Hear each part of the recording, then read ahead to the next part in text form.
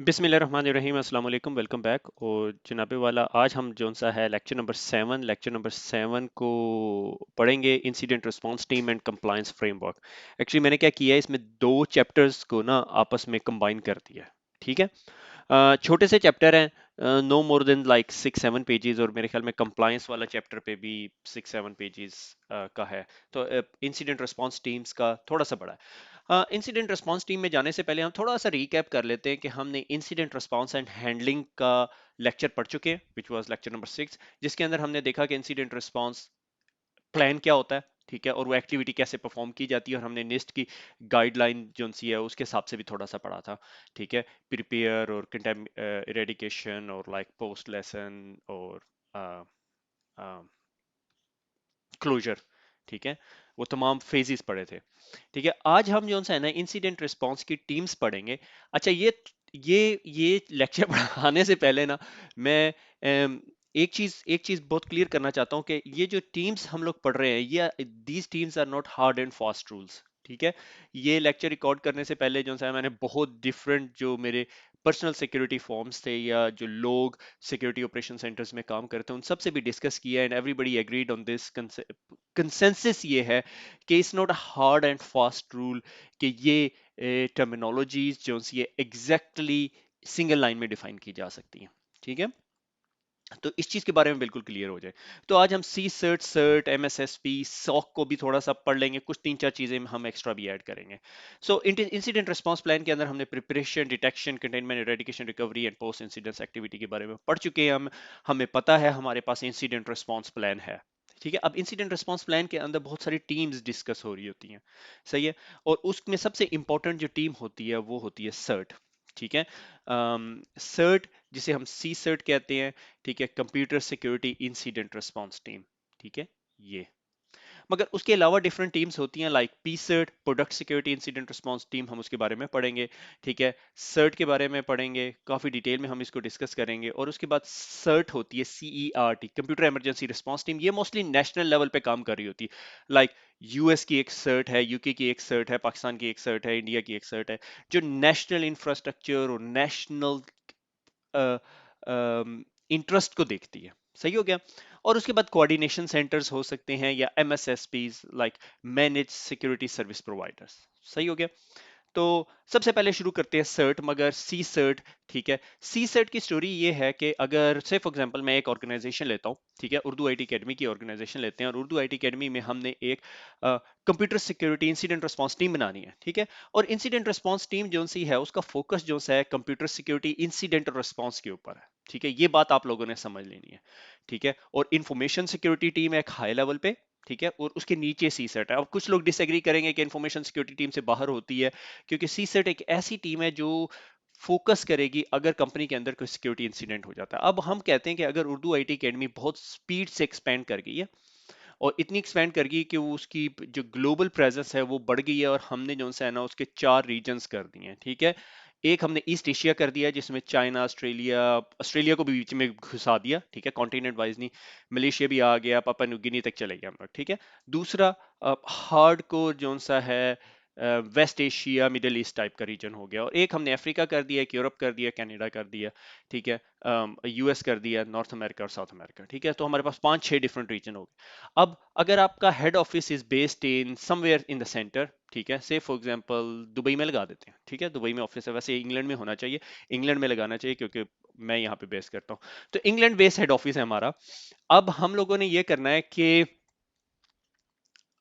सारी दुनिया की जो सिक्योरिटी इंसिडेंट है वो सेंट्रली मैनेज नहीं हो सकते। तो मैंने क्या किया, मैंने कहा यार हम ऐसा करते हैं। ठीक है, यहाँ पे ड्राइंग करते हैं कि मैंने कहा मेरी सी सर्ट होगी। ठीक है, ये हमारी ग्लोबल सी सर्ट है, और मैंने क्या किया, provisional computer security incident response team, PCSIRT, PCSIRT, और उन्हें कहा कि तुम लोगों ने फीड करना है बैक इनटू मी।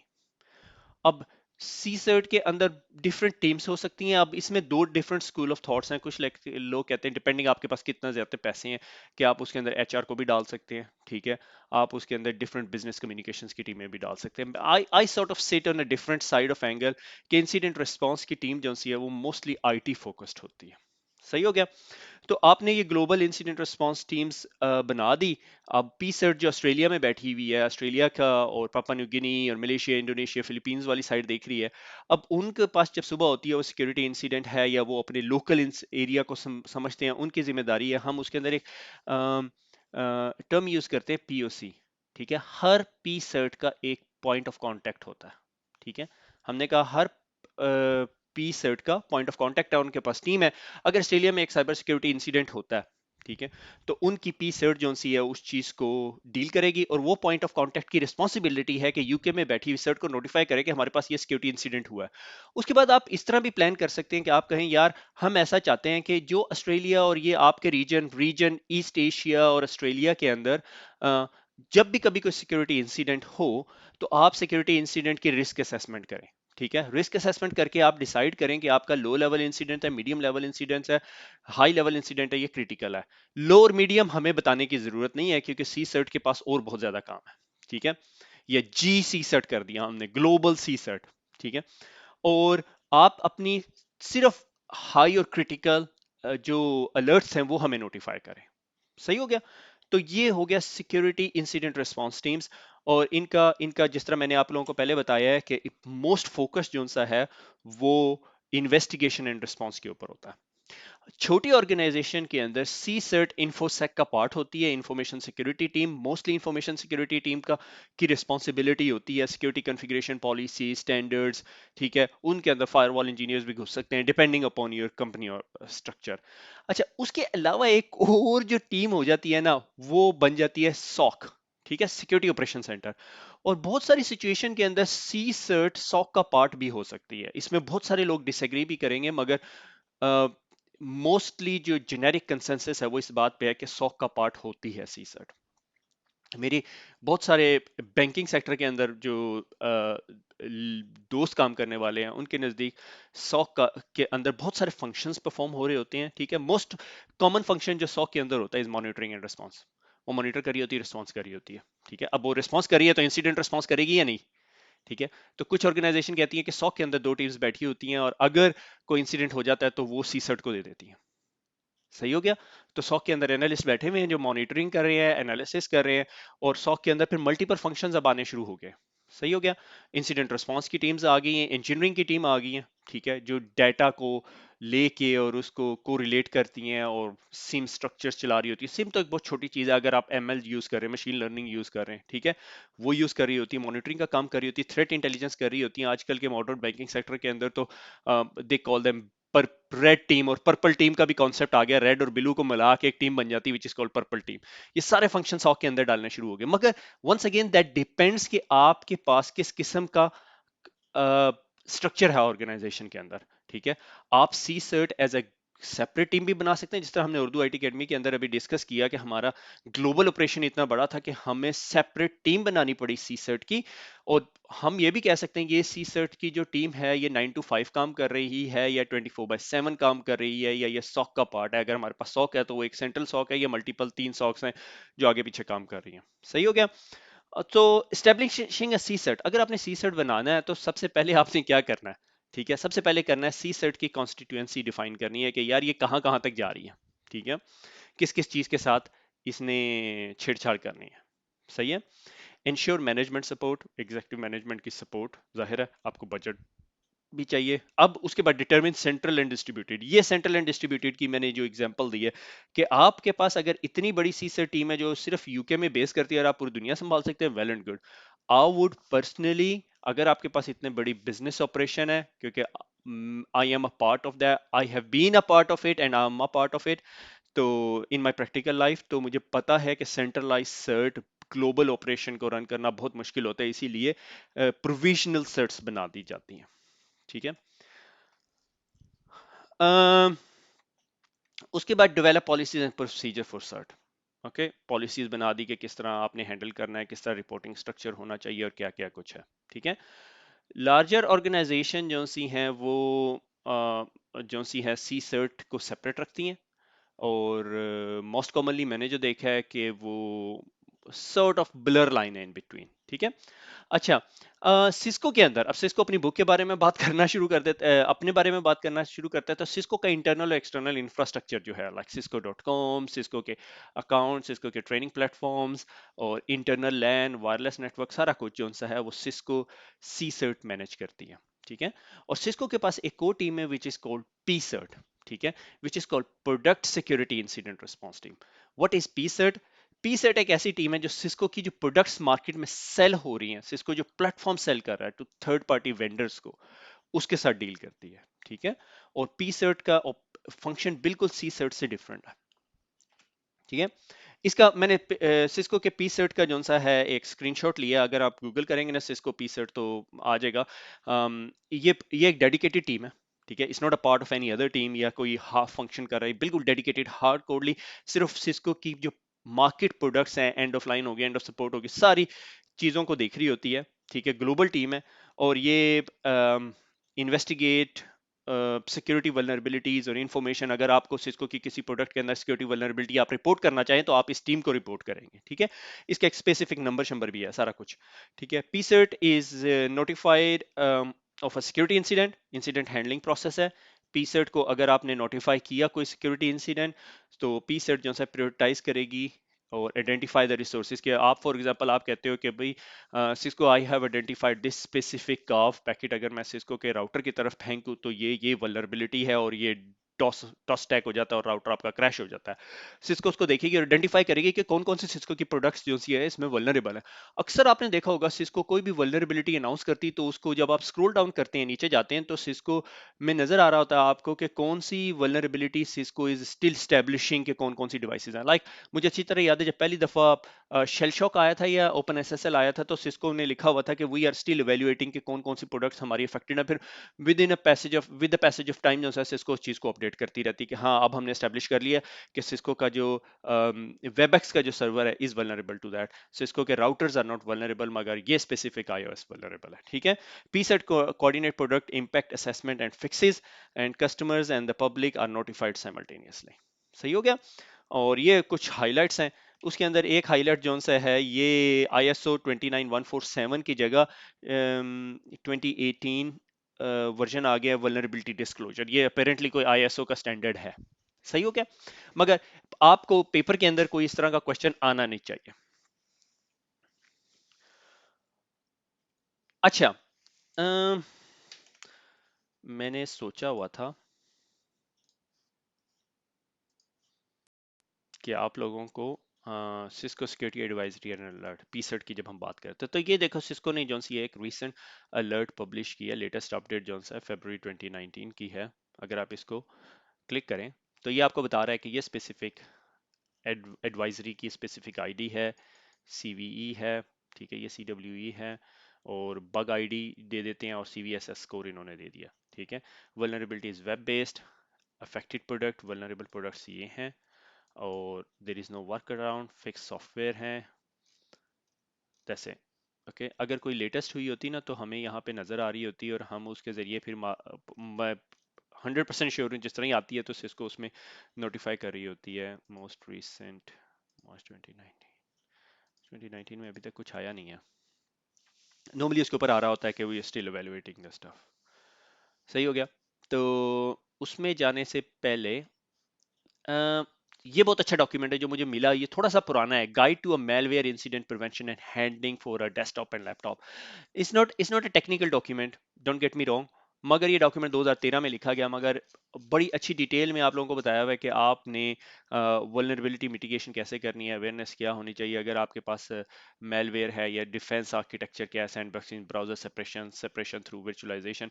ये जो सा है मैंने उर्दू IT अकेडमी के पेज पे, उर्दू IT एकेडमी के पेज पे मैंने हेल्प के अंदर यूजफुल लिंक्स में under security security security security,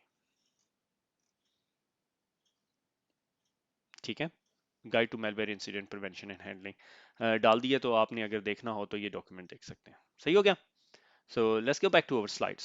अच्छा, security vulnerability and severity again हम इसको मेरे ख्याल में बहुत दफ़ा डिटेल में पढ़ चुके हैं, मैंने कहा एक दफ़ा दोबारा कर दें, मगर मैं CVSS स्कोर को कोड आपको नहीं बताऊंगा। आज हम थोड़ा सा फोकस करेंगे कि जो CVSS 3.0, ठीक है, 3.0 सबसे ज़्यादा लेटेस्ट है, हम उसी पे बात कर रहे हैं, 2.0 की बात नहीं कर रहे, ठीक है। और मकसद इस स्कोर का ये है, CVSS स्कोर का, कॉमन वल्नरेबिलिटी स्कोरिंग सिस्टम का, कि प्रोडक्ट की जो सिक्योरिटी वल्नरेबिलिटी है वो कंसर्न है और how bigger a concern it is. तो वो जो CVSS का स्कोर होता है वो आपको डिफाइन करता है। और आपकी नॉर्मली कंपनी के अंदर अगर पैचिंग पॉलिसी होती है तो वो कहता है अगर CVSS 7.5 से अबव है तो patch it with in 24 hours अगर पब्लिक फेसिंग है, और अगर 7.4 से कम है तो एक वीक के अंदर, और उससे कम है तो मंथली पैचिंग साइकिल। हमारे पास हर महीने बहुत ज्यादा वल्नरेबिलिटीज आती हैं, और vulnerability patching is the biggest nightmare, identification patching is the biggest nightmare. ठीक है, अगर आप सिक्योरिटी इंडस्ट्री में है तो आप इस बात से एग्री करते हैं। Anyway, so why are product security vulnerability a concern? It is a concern क्योंकि एक्सप्लॉइट अवेलेबल होते हैं, और एक्सप्लॉइट अवेलेबल होते हैं तो वो फिर ऐसी तैसी कर देते हैं। each represent potential risk that can be exploited, और CVSS का स्कोर 0 to 100 होता है। CVSS comprise of 3 metric group। ये बहुत इंटरेस्टिंग पार्ट है। ये 3.0 के अंदर मेरे ख्याल में इन्होंने इंट्रोड्यूस किया, मेरा इससे वास्ता 2.0 में नहीं पड़ा। से फॉर एग्जांपल, आज हम लोग, ये उर्दू एकेडमी जो ग्लोबल स्केल पे है, ये एक ऐप बनाती है जो कस्टमर्स को दी जाती है, और उस ऐप के अंदर हमें पता चलता है एक स्पेसिफिक वल्नरेबिलिटी है जिसको एक्सप्लॉइट करके आप जो सा है डिवाइस के अंदर से पास द हैश के हैश निकाल सकते हैं, ठीक है, विंडोज क्रेडेंशियल निकाल सकते हैं। ये एक ऐप है जो हम विंडोज पे सेल करते हैं। अब उसके लिए जब उर्दू आईटी अकेडमी को पता चलता है, उर्दू आईटी अकेडमी स्टैब्लिश कर लेती है, बाउंटी हंटिंग प्रोग्राम के जरिए पता चल सकता है, थर्ड पार्टी कम्युनिटी बता सकती है, किसी तरीके से भी पता चल गया आपको। अब आपकी जो सिक्योरिटी टीम है वो एडवाइजरी शुरू इशू करेगी, जिस तरह सिस्को की पी सर्ट इशू करती है, और उसके लिए वो लोगों को बताने के लिए कॉमन लैंग्वेज यूज करते हैं, जिसके लिए हमें CVSS की जरूरत पड़ती है, कॉमन वल्नरेबिलिटी स्कोरिंग सिस्टम। और उसके अंदर जो से 3 डिफरेंट मेट्रिक ग्रुप होते हैं, ठीक है। One is basic metric. Basic metric ये है कि यार on the basis of exploitability metrics, कि यार ये वल्नरेबिलिटी जो है ये एक्सप्लॉइटेबल भी है या नहीं, और इम्पैक्ट, कि उसका इम्पैक्ट कितना है, उसका नुकसान क्या होगा, ठीक है। अब एक्सप्लॉइटेबिलिटी मेट्रिक के अंदर वो लोग से फॉर एग्जांपल के भी ये अटैक वेक्टर क्या है, क्या बंदे को आपके नेटवर्क पे होना चाहिए, क्या वो उसे फिजिकली उस डिवाइस के पास होना चाहिए, या नेटवर्क पे एक क्राफ्टेड पैकेट भेजेगा और बूम, सही है। तो इन बेसिस के ऊपर ये हम CVSS के अंदर पढ़ चुके हैं। इस बेसिस पे बेसिक मेट्रिक ये होती है कि एक ऐसी इंफॉर्मेशन जो ये वल्नरेबिलिटी स्टैंडर्ड एग्जिस्ट कर रही हो आपके पीसी के ऊपर, तो ये आपके लिए कितनी नुकसानदेह है। अच्छा, टेम्परल मेट्रिक ग्रुप ये होता है कि अगर इस वल्नरेबिलिटी की पैच आ गया, ठीक है, अगर नहीं आया तो इसकी क्या लेवल है, और अगर आ चुका है और फिक्स सप्लाई है या वर्क अराउंड अवेलेबल है तो क्या स्कोर है। से फॉर एग्जांपल अगर आपका बेसिक मेट्रिक का स्कोर है 9.0, और अगर आपके पास पैच अवेलेबल है और एक्सप्लॉइट भी मार्केट में अवेलेबल है नहीं है, तो हम कहते हैं जी ये 8.0 है, ये टेम्परेरी है, ये चेंज भी हो सकता है। और एनवायरमेंटल मेट्रिक ये कि ये डिपेंड करता है आपने उर्दू आईटी अकेडमी की ऐप ऑर्गेनाइजेशन ए, ऑर्गेनाइजेशन बी, ऑर्गेनाइजेशन सी, तीनों ऑर्गेनाइजेशन में डिफरेंट तरीके से इस्तेमाल कर रहे हैं। ऑर्गेनाइजेशन ए फाइनेंशियल सेक्टर है, PCI कंप्लाइंट एनवायरनमेंट है, वहां पे ये ऐप यूज हो रही है। ऑर्गेनाइजेशन सी वेयर हाउस है, उन्हें किसी चीज की टेंशन नहीं है, उन्होंने में से एक बंदे ने ऐप इंस्टॉल की है। ये एनवायरमेंटल मैट्रिक ग्रुप हो गया, और इसकी डिपेंड करता है कि कौन सा ग्रुप की एनवायरमेंट पे कि ये वल्नरेबिलिटी कितनी क्रिटिकल है, ठीक है। और उसके लिए ये वेरिएबल्स इकट्ठे किए जाते हैं, कॉन्फिडेंशियलिटी रिक्वायरमेंट क्या है, इंटेग्रिटी रिक्वायरमेंट क्या है, अवेलेबिलिटी रिक्वायरमेंट क्या है। सही हो गया। इसको मैं एक क्विक लिक छोटी सी लैब कर लेते हैं। लैब कोई हम एक्साइटिंग एक्सप्लॉइट नहीं बनाने लगे, सिर्फ हम CVSS की वेबसाइट पे जाएंगे और स्कोरिंग करेंगे, ठीक है। तो ये common vulnerability scoring system version 3.0, और ये स्कोर है, ठीक है। हमने कहा जो उर्दू आईटी अकेडमी की जो हम ऐप बना रहे हैं, अब आज आप as a security PSIRT की टीम बैठी हुई है, और आपको एक पैच मिला, आपको एक किसी ने ईमेल की और उसने बताया जी आपकी जो टीम, आपकी जो ऐप है उसके अंदर ये वल्नरेबिलिटी है।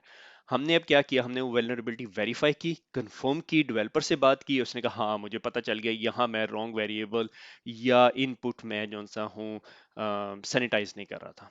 सही हो गया। अब हम लोगों ने बैठ के उसको एक्सप्लॉइट किया, एक्सप्लॉइट करके हमने अंडरस्टैंड किया, जिसने हमें रिपोर्ट किया तो उसने भी हमें बताया। तो हमने कहा जी in order to exploit it you need to be on the network, ठीक है। अटैक कॉम्प्लेक्सिटी हमने कहा लो है, कि आपको वही हार्डकोर हैकर होने की जरूरत नहीं है। Privilege required none. User interaction के यूजर को क्या क्लिक करना पड़ेगा, उसके पास कोई पॉपअप विंडो आएगी, क्या उसको फिशिंग ईमेल आएगी? हमने कहा नहीं। अब हम ये 9 को हिट करने लगे हैं, ठीक है। स्कोप चेंज अनचेंज, अगर आपको याद है कि ये vulnerability and up exploiting more stuff, ठीक है, हम कहते हैं अनचेंज रहता है। कॉन्फिडेंशियलिटी लो, इंटेग्रिटी अवेलेबिलिटी 7.3, हाई सीवीएसएस है। अब आप इस चीज को पब्लिश कर देंगे कि ये हाई सीवीएसएस है। सही हो गया।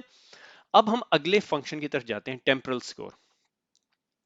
जो एक्सप्लॉइट जो सा, अगर आपको याद हो, ये 7.3 है कि एक्सप्लॉइट कोड मैच्योरिटी, जो एक्सप्लॉइटेशन का कोड है वो कंप्लीट है, या जिस जिस बंदे ने आपको रिपोर्ट किया उसने कहा ये प्रूफ ऑफ कॉन्सेप्ट उसने दिया तो एकदम नीचे बैठ गया। ऊपर का मेन स्कोर रहेगा, क्योंकि आपको नहीं पता कि ये कल को चेंज भी हो सकता है, कि भाई वो बंदा proof of concept exploit code के जिसके जरिए वो आपकी वल्नरेबिलिटी को एक्सप्लॉइट करता है। यहां पर अब हम ये चीज एज्यूम कर रहे हैं, आपको वल्नरेबिलिटी और एक्सप्लॉइट के बीच में डिफरेंस पता है, मैं वो नहीं पढ़ा रहा भैया आपको, ठीक है, वो पढ़ चुके हैं आप। प्रूफ ऑफ कॉन्सेप्ट कर दिया कि हाँ भैया ये इस तरह हो सकता है, ठीक है। एक थ्योरेटिकल वल्नरेबिलिटी जिसकी अभी हम बाद में बात करेंगे। रेमिडिएशन लेवल, क्या हमने ऑफिशियल फिक्स दे दिया? हमने कहा कि हमने ऑफिशियल फिक्स नहीं दिया, मगर हमने लोगों को यह बता दिया कि आप वर्क अराउंड कर सकते हैं कि ये सर्विसेज डिसेबल कर दें, ठीक है। तो एकदम मेरा कोड और नीचे गिर गया। रिपोर्ट कॉन्फिडेंस, कि जो जिस बंदे ने रिपोर्ट किया है उसका कॉन्फिडेंस क्या है, भाई हमने कंफर्म कर लिया, हमने चला के देख लिया, ये टेम्परल स्कोर आ गया, ठीक है। ये असल स्कोर है कि अगर किसी ने एक्सप्लॉइट कर ली वल्नरेबिलिटी तो वो ये कुछ कर सकता है और ये डैमेज है हमारा। मगर टेम्परल स्कोर 6.7 है, क्योंकि हमने वर्क अराउंड दे दिए, इस वजह से वो नीचे हो गया। अब एनवायरमेंटल सेक्टर है, फैक्टर है, सॉरी सेक्टर मैंने कह दी, ठीक है। एनवायरमेंटल फैक्टर ये है कि जी कॉन्फिडेंशियलिटी रिक्वायरमेंट क्या है, हम पीसीआई एनवायरमेंट पे चला रहे हैं, इंटेग्रिटी रिक्वायरमेंट सुपर हाई है, ठीक है, ये 7.7 हो गया। ठीक है, ये इससे ऊपर चला गया। अच्छा, मैंने बहुत सारे सिमुलेशन रन किए, कभी इससे ऊपर नहीं गया, ठीक है। मॉडिफाइड प्रिविल अटैक वेक्टर क्या है, नॉट डिफाइंड, मैंने कहा नेटवर्क। अटैक कॉम्प्लेक्सिटी लो, ये बाकी चीजें आप जो से हैं, यानी ये तो वही वेरिएबल्स हैं जो आपने ऊपर यूज किए हुए हैं। सही हो गया। तो ये जो सा है सीवीएसएस के अंदर एक बेस स्कोर होता है।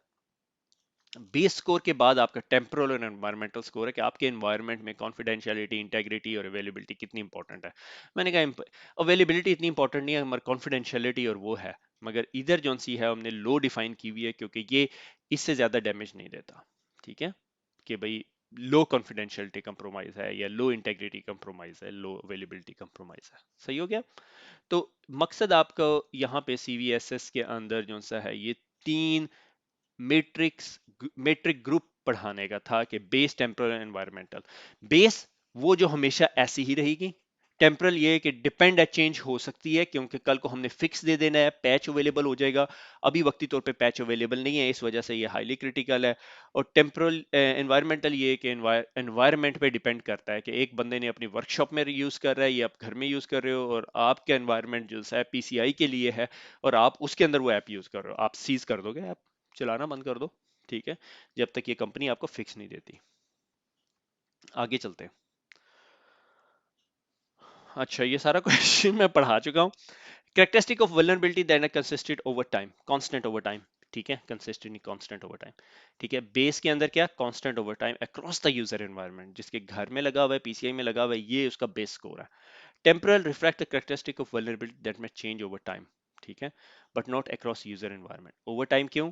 क्योंकि आपके पास पैच आ गया, आपने ऑफिशियल फिक्स आ गया। एनवायरमेंटल क्या, डिपेंडिंग अपॉन द एनवायरनमेंट, ये हम सारी बातें डिस्कस कर चुके हैं।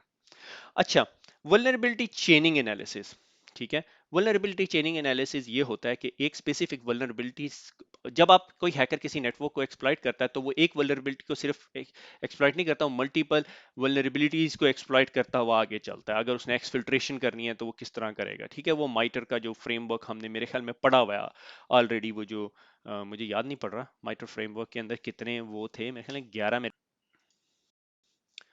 ये माइटर फ्रेमवर्क 1 2 3 4 5 6 7 8 9 10 11, वेरी गुड। ये मैंने अपने आप को कहा है, ठीक है। ये माइटर अटैक फ्रेमवर्क है, तो उसने मल्टीपल वल्नरेबिलिटीज को यूज करके या एक्सप्लॉइट करके यूज करना, initial access, execution, persistence, exfiltration, discover, collection, exfiltration, command and control. ठीक है, तो ये तमाम काम करने के लिए उसे मल्टीपल चेन्स ऑफ वल्नरेबिलिटीज को एक्सप्लॉइट करना पड़ेगा। ठीक है, तो most vulnerabilities are not exploited in isolation. Attack threat actor exploit in chains. ठीक है, जो भी थ्रेट एक्टर्स होते हैं वो मल्टीपल चेन है। अगर आप कुछ रिपोर्ट्स पढ़ें जो इंसिडेंट जो एनुअल सिक्योरिटी रिपोर्ट्स आती हैं, उसमें कुछ अटैक वेक्टर्स के सिग्नेचर्स ये होते हैं कि उनका अटैक वेक्टर ये है कि वो पहले फिशिंग करते हैं, उसके बाद ये स्पेसिफिक एक्सेल की वल्नरेबिलिटी एक्सप्लॉइट करते हैं, फिर फायरफॉक्स की, और ये उनका एक स्पेसिफिक सिग्नेचर होता है। ठीक है, और उसके अलावा जो सा है, तो आप जो सा है वल्नरेबिलिटी चेनिंग एनालिसिस कर सकते हैं कि in order for somebody to exploit my whole network, वो इस तरह होता है। ये काफी डिटेल टास्क होता है। ठीक है, उसके अलावा एक और टर्म यूज होती है थ्योरेटिकल वल्नरेबिलिटी। ठीक है, थ्योरेटिकल वल्नरेबिलिटी, अगर आप कोई सॉफ्टवेयर कंपनी में काम कर रहे हैं या आप कहीं पे डिबेट हुई है आपके ऑफिस के अंदर कि यार ये चीज है, ये इस तरह एक्सप्लॉइट हो सकती है, वो कहेंगे इस थ्योरेटिकल, ये प्रैक्टिकल नहीं है। ठीक है, और आपको शुश करा दिया जाता है बीइंग अ सिक्योरिटी एक्सपर्ट या वो। तो that is a key thing to understand कि बहुत सारी वल्नरेबिलिटीज जो सी हैं वो थ्योरेटिकल वल्नरेबिलिटीज होती हैं, मगर वो एंड अप बीइंग प्रैक्टिकल हो जाती हैं। ठीक है, उसके अंदर बहुत सारी एग्जांपल हमें मिलती हैं, लाइक माइक्रोसॉफ्ट की एक्सेल वल्नरेबिलिटी जब एक्सप्लॉइट हो रही होती है तो कोई कहता है रिसर्च वर्कर ने रिसर्च की और theoretical vulnerability existed in this specific stuff is being exploited, और आप एक्सप्लॉइट किसने लिख दिया, को फारिग होकर उस पर फोकस कर रहा था। ठीक है, और इसका अल्टरनेट आंसर जो मैं देता हूँ वो ये है कि अगर मेरा कोई कोड है और उसके अंदर एक वल्नरेबिलिटी है, और वो हम एक थ्योरेटिकल वे बना लेते हैं कि अगर अच्छा वो ईमेल करता है और अपना पासवर्ड रीसेट करता है, उसके पास जो पासवर्ड रीसेट आता है, अगर वो किसी के हाथ लग जाए तो वो एक्सप्लॉइट हो जाता है। कहता है well it's theoretical, it's not practical. तो मेरा आर्ग्यूमेंट ये होता है कि व्हाट इज द पॉसिबिलिटी कि वो किसी ने वर्कआउट कर लिया और वो डार्क वेब पे सेल कर रहा है और आपको पता नहीं है। सही है, तो दे दिस इज एंटायरली थ्योरेटिकल जो सा है, वर्ड अक्सर यूज किया जाता है सिक्योरिटी इंडस्ट्री के अंदर, मगर इसको इतना लाइटली लेना नहीं चाहिए।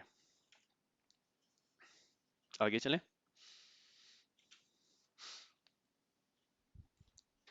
सिस्को जोन सा है एक दो पेजेस के अंदर अपना software security development life cycle या software development life cycle define करती है। ठीक है, और उसके अंदर plan, develop, validate, launch, operate, monitor वाली स्टोरी है। और इसके अंदर जो सा इंटरनल एक्सटर्नल फाउंड वल्नरेबिलिटीज है, हम इसको कैसे डील करते हैं। ठीक है, प्रोडक्ट सिक्योरिटी रिक्वायरमेंट्स, ठीक है, third party security, security design, coding, security analysis and vulnerability testing. आपकी बुक ने इसके अंदर बहुत ज़्यादा डिटेल में नहीं गई। हम लोग मेरे ख्याल में अगर आपने इस चीज़ को थोड़ा सा और डिटेल में पढ़ना है तो CISSP की एक डोमेन है सॉफ्टवेयर डेवलपमेंट, सिक्योर डेवलपमेंट के ऊपर ना, तो उसको पढ़ सकते हैं, उर्दू IT अकेडमी पे पढ़ी हुई है। मगर being a CCNA cyber op आपको इस चीज़ की ज़रूरत नहीं है। सही है।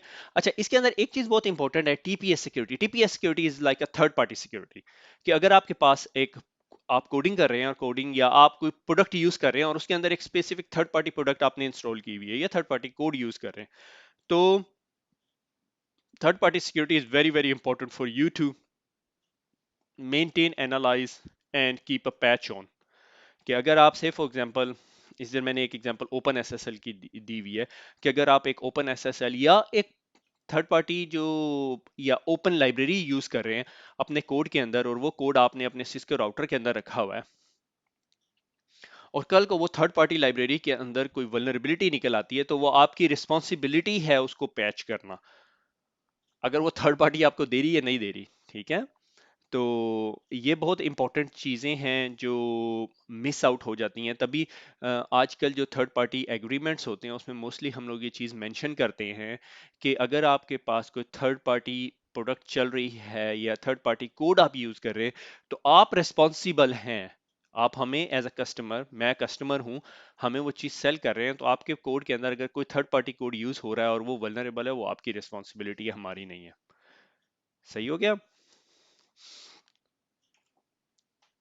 MSSP manage security service provider, बहुत सारी कंपनीज होती हैं जो कम अलोंग, अगर आप सिक्योरिटी इंडस्ट्री में है तो आपका बहुत वास्ता पड़ता होगा। देखते हैं we have a brilliant security operation centre. हर company security operation centre run नहीं कर सकती, you have to be of a specific size और आपका सिक्योरिटी बजट उतना होना चाहिए। तो आप क्या करते हैं कि आप थर्ड पार्टी कंपनी के पास चले जाते हैं और थर्ड पार्टी कंपनी को कहते हैं कि यार तुम सॉक चला रहे हो तो हमारी भी सिक्योरिटी ऑपरेशन सेंटर चलाना शुरू कर दो, अगर हमारे पास कोई मेलवेयर आता है या कुछ आता है तो आप हमें नोटिफाई करो, अगर आप हमें इंसिडेंट रिस्पांस चाहिए तो आप हमें इंसिडेंट रिस्पांस भी दोगे। उसके लिए आपको रिटेनर एग्रीमेंट अक्सर साइन करना पड़ता है कि अच्छा मैं इस साल जो सा हूँ 10 दिन बाय कर लेता हूँ आपसे, उसकी एक मिनिमम लिमिट होती है, अगर हमें कोई ज़रूरत पड़ी इंसिडेंट रिस्पांस की तो हम आपके सर्विसेज को यूज़ करेंगे। तो उस ये Cisco find a very good opportunity to sell its own services, manage security services, I think ATA कहलाता है वो सेल करता है, ठीक है। सिस्को सिक्योरिटी एडवाइजरी सर्विसेज भी है, इंसिडेंट रिस्पांस एंड रिटेनर, बस very very expensive, I have used it once और उसके बाद मैंने कभी नहीं यूज़ की।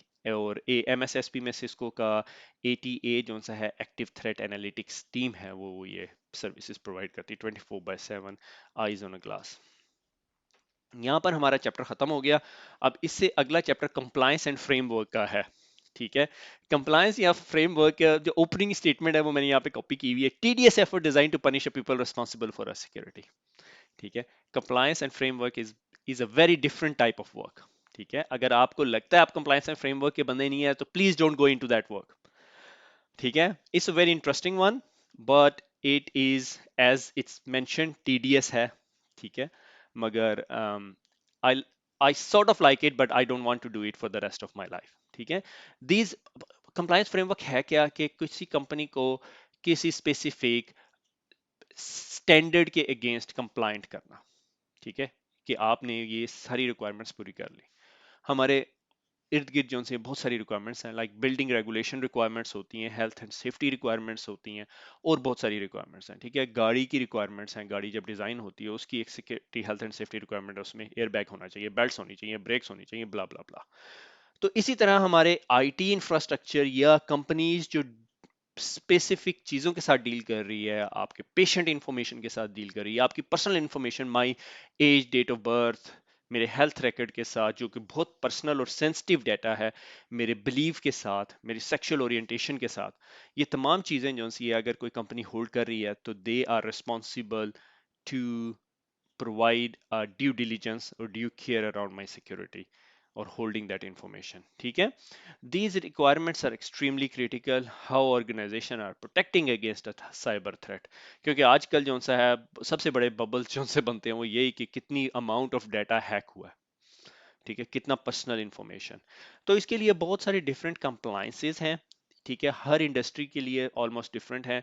Like PCI DSS payment card industry है, डाटा सिक्योरिटी स्टैंडर्ड है पीसीआई डीएसएस, ठीक है, 3 पॉइंट समथिंग चल रहा है, अभी हम आगे जाके देखेंगे। हिपा है, health insurance probability and accountability, जो कंपनीज हेल्थ से रिलेटेड काम कर रही हैं, ये अमेरिका के अंदर मोस्टली यूज होता है। सर्बन्स ऑक्सले या सॉक्स जिसे हम कहते हैं फाइनेंशियल रिपोर्टिंग के लिए यूज होता है। और जीडीपीआर हम सबको पता है, ठीक है, जनरल डाटा प्रोटेक्शन रेगुलेशन, जो हम लोग यूरोप में काम कर रहे हैं, अगर आप यूरोप में नहीं है तो आपने जरूर नाम सुना होगा, ठीक है। तो आपकी बुक जो सी है वो पीसीआई डीएसएस हिपा और सॉक्स के बारे में बात करती है, तो हम हल्का सा उसको नजर मार लेते हैं। पीसीआईडीएसएस हिस्ट्री बता रहा है आपको, 1.1 था, 1.2, 3.2.1, 3.2 तक आपकी बुक ने बताया, मगर 2018 में जो लेटेस्ट वर्जन आया वो 3.2.1 है, ठीक है। मैं वो डॉक्यूमेंट भी दिखाऊंगा आपको।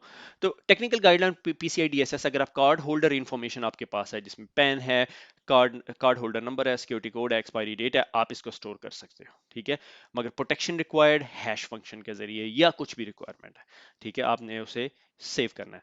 Sensitive authentication information like full magnetic strip data, CVV2 और पिन आप सेव नहीं कर सकते। ये PCI डाटा स्टोरेज स्टैंडर्ड है, आपको इसको फॉलो करना है। अगर आपने कहीं भी पॉस लगाई हुई है, पॉइंट ऑफ सेल, ठीक है, और अगर आप वो चीज़ें कलेक्ट कर रहे हैं to process a credit card information, तो आपने इसके अगेंस्ट कंप्लाई करना ही करना है। बहुत सारी कंपनीज इसके लिए क्या करती हैं, वो थर्ड पार्टी कंपनी को हैंड ओवर कर देती है, थर्ड पार्टी कंपनी पेमेंट मेरी प्रोसेस करेगी अगर आपने अपनी वेबसाइट पे लगानी है, ठीक है। लाइक हम लोगों ने, बहुत सारों ने अपनी वेबसाइट के ऊपर पेपल लगाया हुआ है, तो पेपॉल मैनेज करेगा सारा कुछ, मेरी टेंशन नहीं है, ताकि आपको पीसीआई डीएसएस कंप्लायंस ना करनी पड़े, क्योंकि कंप्लायंस एक पूरे की पूरी डोमेन है। ये पीसीआई डीएसएस वर्जन 3.2 और 3.2.1 के अंदर डिफरेंस है, ये डिफरेंस दिखाया हुआ है। मेरा नहीं ख्याल आपको इसको स्टडी करने की जरूरत है, मगर if you are interested please do. PCI DSS security के अंदर जो हाई लेवल ओवरव्यू है, एक्चुअली इसमें 12 रिक्वायरमेंट हैं। ठीक है, 12 रिक्वायरमेंट मैं आपको सारी की सारी नहीं दिखाऊंगा, मगर ये कुछ मेन है और उसके बाद डॉक्यूमेंट दिखाऊंगा। हम सिर्फ स्किम थ्रू करेंगे। I have no intention of going through whole PCI DSS document. अगर आप वो पढ़ना चाहते हैं तो मैं आपको लिंक शेयर कर दूंगा, बल्कि उर्दू आईटी पे भी रख देंगे तो आप लोग उसे यूज कर सके। ठीक है, build and maintain secure network and system. Secure network और सिस्टम होना चाहिए, फायरवॉल होनी चाहिए। उसमें एक इंस्ट्रक्शन ये है कि don't use a vendor default password, protect card holder data, protect store data जो ऊपर बताया हुआ है कि हमने कौन सा डाटा स्टोर करना है, और encrypt on transmission, maintain vulnerability management system is a nightmare, protect all system against malware and regular update patching और वो सारा कुछ। इंप्लीमेंट स्ट्रॉन्ग एक्सेस कंट्रोल होना चाहिए कि कार्ड होल्डर का जो नेटवर्क है जिस पे आप कार्ड होल्डर का डाटा इकट्ठा कर रहे हैं, से फॉर एग्जांपल आपके आपकी 10 शॉप्स हैं, 10 शॉप्स के अंदर जहां वो पॉइंट ऑफ सेल लगा हुआ है, तो आइडली रिक्वायरमेंट ये होती है कि वो पूरा आइसोलेटेड होना चाहिए, उसके अंदर फायरवॉल होनी चाहिए और फायरवॉल के प्रॉपर चेंज कंट्रोल होने चाहिए, सारी ड्रामेबाजी। और उसके बाद जो है physical access to card holder data भी रिस्ट्रिक्टेड होनी चाहिए। फिर जो अगली requirement, regularly monitor and test network, कि आप नेटवर्क को हमेशा रेगुलर टेस्ट और मॉनिटर करते रहेंगे, और प्रोसेसेस को भी। Maintain an information security policy, और आपके पास इंफॉर्मेशन सिक्योरिटी पॉलिसी भी होनी चाहिए। सही हो गया। तो ये मैंने यहाँ पे नीचे लिंक दिया हुआ है, मैंने डॉक्यूमेंट ऑलरेडी खोला हुआ आप लोगों के लिए। काफी बड़ा डॉक्यूमेंट है ये, एक 139 पेजेस का है। ये मई 2018 के अंदर जो लेटेस्ट डॉक्यूमेंट आया है, इसकी वर्जन हिस्ट्री यहाँ पे लिखी हुई है। तो ये 12 रिक्वायरमेंट्स हैं। ठीक है, ये जो है मैंने यहाँ से कॉपी करने की कोशिश की थी। और ये account data, card holder includes and sensitive data, ये आप स्टोर नहीं कर सकते, ये आप स्टोर कर सकते हैं, ये यहाँ पे डिफाइन किया हुआ है। सही हो गया। और कैन नॉट स्टोर पर रिक्वायरमेंट 3.2। सही हो गया। ये जो सेंसिटिव इंफॉर्मेशन है 3.2 के तहत आप इसको स्टोर नहीं कर सकते। अच्छा जी, उसके बाद मैं सिर्फ आपको एक दो रिक्वायरमेंट दिखा दूं, बेस्ट प्रैक्टिसेस छोड़ दें। ये पब्लिशिंग हिस्ट्री आ गई। ठीक है, establish and implement firewall and router configuration standard that include the following: inspect the firewall and router configuration standard and other documents, और उसका फिर की कंपोनेंट्स। ठीक है, उसकी गाइडलाइन है, टेस्टिंग प्रोसीजर है, रिक्वायरमेंट है। ठीक है, एक और रिक्वायरमेंट पढ़ लेते हैं। Requirement for a firewall at each internet connection in between any demilitarized zone and internet internal network zone। ठीक है, examine the firewall configuration, अब जो ऑडिटर है वो ये करेगा। verify the current network diagram is consistent through the firewall configuration standard। ठीक है, observe the DFZ। अब मैं हंस इस बात पे रहा हूँ कि जब आप बहुत सारे नेटवर्क्स खोलते हैं तो ऐसा नहीं हुआ होता। तो पीसीआई डीएसएस अगर कोई कहता है कि मैं कंप्लाइंट हूं, तो उसने बहुत सारा काम किया हुआ है। ठीक है, और describe the group roles and responsibility, verify router configuration standard, include description of group roles and responsibility for management of network component. ठीक है, कितने हमारे में से कितने लोगों के नेटवर्क में ऐसे हुआ है, मैं कुछ नहीं कहना चाहता। ठीक है, install a personal firewall software equivalent function on any portable computer devices, including company and employee owned. They connect to the internet and outside the network. Laptop used by the employee, which are also used to access the CDE firewall equivalent configuration, include blah blah blah blah blah। ठीक है, और it's a very interesting document, SNMP password and SNMP community string के बारे में बताया हुआ है। ठीक है, बहुत इंटरेस्टिंग डॉक्यूमेंट है। आई वुड सजेस्ट यू गाइस, जिस दिन आप बिल्कुल वेले हो और आपका कुछ न्यू लर्न करने को दिल कर रहा हो, या आपको यार कोई न्यू सिक्योरिटी आइडिया निकाल को, बहुत इंटरेस्टिंग है। If a disk encryption is used rather than a file and column level database, logical access must be managed separately independently. Disk encryption is observes the process और intent to guideline दी, ये encryption policy होनी चाहिए। ठीक है, तो ये बहुत interesting document, I would suggest you guys to go through it. Okay,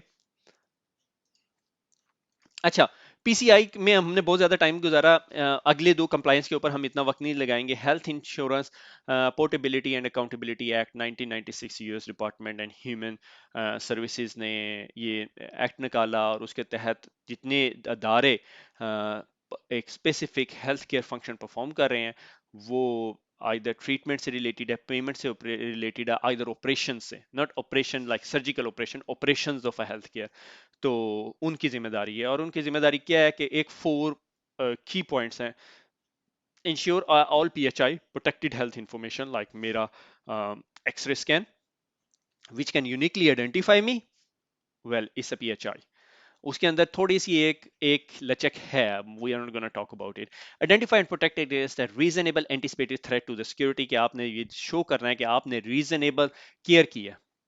अब इसके अंदर थोड़ी सी ब्लर लाइन आ जाती है जहां पे लॉयर्स और बैरिस्टर्स आपस में लड़ते हैं, या सॉलिसिटर्स, डिपेंडिंग अपॉन किस कंट्री में आप बैठे हुए हैं, कि वो आप रीजनेबल केयर कैसे शो करेंगे। आपने साल में एक दफा पेन टेस्ट कर लिया है, is that enough reasonable care, या इंटरनल पेन टेस्ट कर लिया, डिपेंडिंग अपॉन दो सिचुएशन। और इसी तरह protect against a reasonable impermissible use और डिस्क्लोजर। इम्परमिजेबल यूज और डिस्क्लोजर क्या, कि भाई यहाँ यूके के अंदर तो बहुत सख्त है कि अगर मुझे अपनी वाइफ का मेडिकल रिकॉर्ड चाहिए तो मैं जाके नहीं ले सकता। सही हो गया, और कोई मुझे नहीं बता सकता। और आपको स्टाफ को भी मेक श्योर करना चाहिए वो डिस्क्लोज ना करें। Even staff is not allowed to check their own record while they are on duty. Ensure compliance by workforce, आपने मेक श्योर करना आपकी वर्कफोर्स ट्रेन एनफ हो। सही हो गया। तो ये हिपा का कंप्लायंस है, हेल्थ इंश्योरेंस इंडस्ट्री के लिए लाजमी है यूएस के अंदर। इसी तरह socks, socks is act in 2008 result of financial scandals. Financial scandal बहुत ज्यादा हुए कि कंपनी जो सी आपने प्रॉफिट और लॉस सही से रिपोर्ट नहीं करती। Any publicly held company that have internal controls and procedure for financial reporting, any American publicly held company और रजिस्टर्ड टू यूएस एक्सचेंज। अगर यूके में कंपनी बनाई है मगर आप यूएस के स्टॉक मार्केट में एक्सचेंज फ्लोट कर रहे हैं, तो आपकी रिस्पॉन्सिबिलिटी है। उसके तीन सेक्शंस बहुत इंपॉर्टेंट है, 302, 404, 409। 302 ये कि सीईओ, सीएफओ और सी स्वीट, ठीक है, पूरे का पूरा CEO, CISO, CIO, CTO, COO, ये जो सी स्वीट है, are to personally certify all financial report. जितनी फाइनेंशियल रिपोर्ट कंपनी की है वो ये बोर्ड पूरे का पूरा साइन करेगा। मोस्टली सीईओ, सीएफओ साइन करते हैं, ठीक है, और सर्टिफाई करते हैं। Section 404 annual audit of security controls, आपका एनुअल ऑडिट होना चाहिए, कंपनीज करती हैं। और disclose public and changes in the financial condition, अगर आपको फाइनेंशियल कंडीशन किसी पे चेंज करें तो आपने पब्लिक को बताना है। और उसके अंदर फिर एक शिक ये भी है कि आपने वो फाइनेंशियल लैंग्वेज नहीं यूज करनी, easy to understand language use करनी है। सही हो गया। तो मैं देख लूं, मैंने अपने ब्राउजर के अंदर खोले हुए तमाम टैब दिखा दिए। हमने इसकी बात कर ली, इसकी बात कर ली, इसकी बात कर ली, माइटर की बात कर ली, पीसीआई डीएसएस की बात कर ली। Very good. सॉक आर्किटेक्चर, मुझे नहीं याद आ रहा कि मैंने आप लोगों को ये डायग्राम दिखाई है। अगर डायग्राम दिखाई है तो अपोलोजाइज। ये बहुत कंसाइज डायग्राम है। अगर आपने किसी कंपनी का सिक्योरिटी ऑपरेशन सेंटर का आर्किटेक्चर डिफाइन करना है कि एक साइड से सारी लॉग्स आ रही हैं और उसको आप पार्स कर रहे हैं, फॉर्मेट कर रहे हैं, और फिर उसके अंदर थ्रेट इंटेलिजेंस भी डाल रहे हैं और डाटा को एनरिच भी कर रहे हैं और उससे अलर्ट्स जनरेट कर रहे हैं और उन अलर्ट्स की बेस पे डिसीजन कर रहे हैं। सही हो गया। ये बहुत अच्छी डायग्राम मुझे पता नहीं कहाँ से मिली थी, मैंने ये रखी हुई थी जब मैं प्लान कर रहा था सीसीएनए साइबर ऑप पढ़ाने का। तो I thought that's very interesting, very helpful diagram. इसको निकाल के स्क्रीनशॉट करके प्रिंट आउट करके अपने दरवाजे पे लगा लें थोड़े दिनों के लिए। सही हो गया। और खुश रहें, दुआओं में याद रखिएगा। फिर मुलाकात होगी। अल्लाह हाफिज।